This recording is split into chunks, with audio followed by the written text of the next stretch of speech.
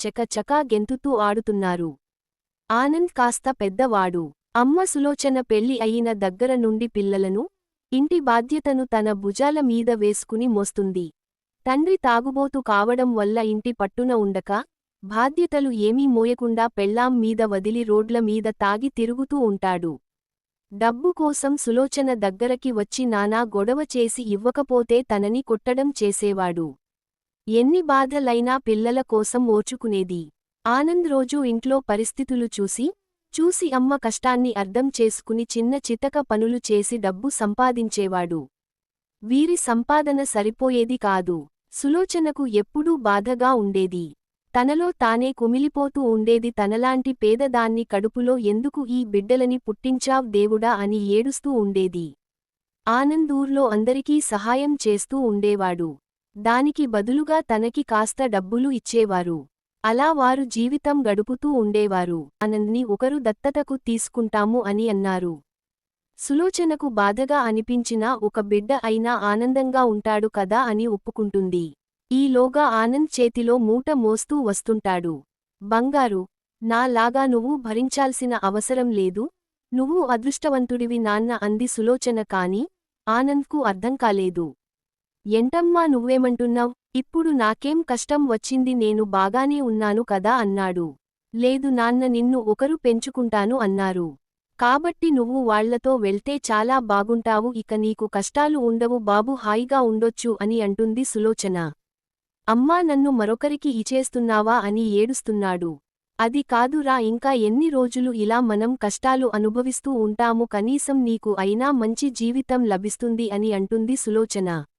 అలా అంటే ఎలా అమ్మ, మనం వీటిని భరించకపోతే మన జీవితాలు ముందుకు ఎలా సాగుతాయి? నా తరువాత ఇంకా చెల్లి, తమ్ముడు ఉన్నారు. నువ్వు నా గురించి ఆలోచిస్తే ఎలా మరి? వాళ్ళు ఈ కష్టంలోనే నాకు సుఖం ఉందమ్మా. అన్న కూడా ఏదో ఒక రోజు మారి మన కోసం ఆలోచిస్తాడు, నువ్వు బాధపడకు. అయినా కుటుంబం కోసం చేసే పని కష్టం ఎందుకు అవుతుంది అమ్మా? నువ్వు ఎప్పుడు అలా అనుకోకు, నేను మిమ్మల్ని వదిలి ఎక్కడికి వెళ్ళను అని అన్నాడు. ఆ మాటలకి సులోచన బోరున ఏడ్చింది.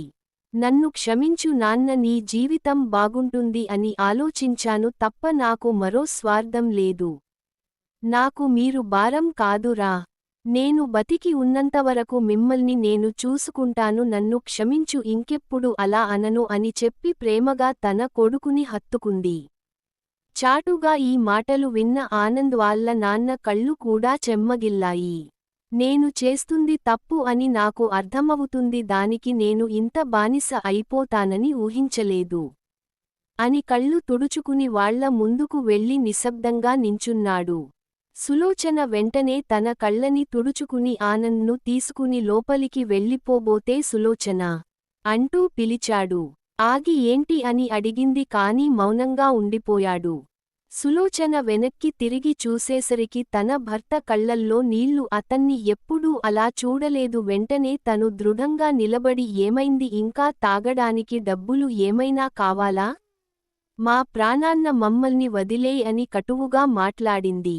ఒక్కసారిగా తన కాళ్ల మీద పడి, నన్ను క్షమించు, నా తప్పు నేను తెలుసుకున్నాను, నేను ఇంకా తాగను, నా బిడ్డ మీద ఒట్టు. వయసులో చిన్నవాడైన నా బాధ్యత వాడు తీసుకున్నాడు. వాడ్ని చూసి నాకు సిగ్గు వచ్చింది, నన్ను క్షమించండి అని ప్రాధేయపడ్డాడు. అప్పటి నుండి కుటుంబం అంతా హాయిగా జీవనం కొనసాగించారు. నీతి: కష్టాల్లో వదిలేయడం సులువు, కానీ నిలబడటమే నిజమైన ప్రేమ.